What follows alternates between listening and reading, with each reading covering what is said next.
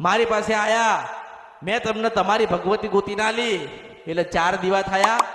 પછી પ્રશ્ન માસ્તર મને જ કરે છે માણસો કે ઓલા 3 દીવાનું અમે શું કરીએ?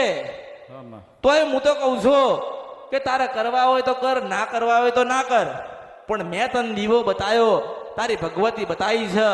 જો તારું જીવન પરિવર્તન થાય બેટા તો મારો બતાવેલો દીવો પકડી રાખજે, મારો બતાવેલો દીવો પકડી રાખજે.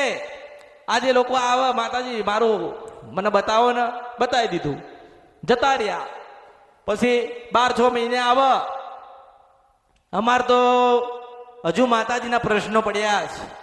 પ્રશ્ન નથી પડ્યા, મન બદલાઈ ગયું એટલે વિચાર નવા આયા, વિચાર ખોટા આયા. મન બદલાઈ જાય એટલે માતા વધુ જ બદલી નાખે છે. સુખ આવતું હોય ને માસ્તર, તમે તમારો વિચાર બદલો ને. માનો કે કોઈ સેવા કરતું હોય ને, સેવા કોઈ કે સેવા કરીએ છીએ અને અમે સેવા કરવી, એના મનનો ભાવ બદલાય ને, એટલે પછી હું એને એમ જ કહું કે સારું હવે તારું મન ઘરે જ રહેશે, એવું મેળવીશું.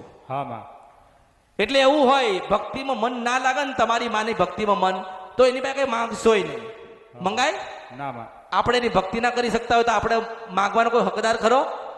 પછી આ તો કે મારા બાપ દાદાએ તને ધૂપ આલ્યો હોય ને તો તું આટલું કામ કરી આલ. શું તારો બાપ વેચાતો લાયો તો?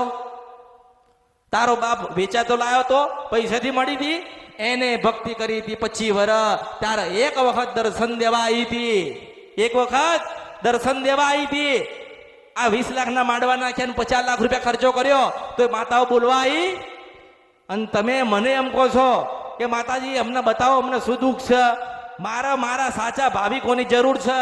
મારા હજારો કરોડો ખરબો ને લાખો માણસો નથી જોઈતા.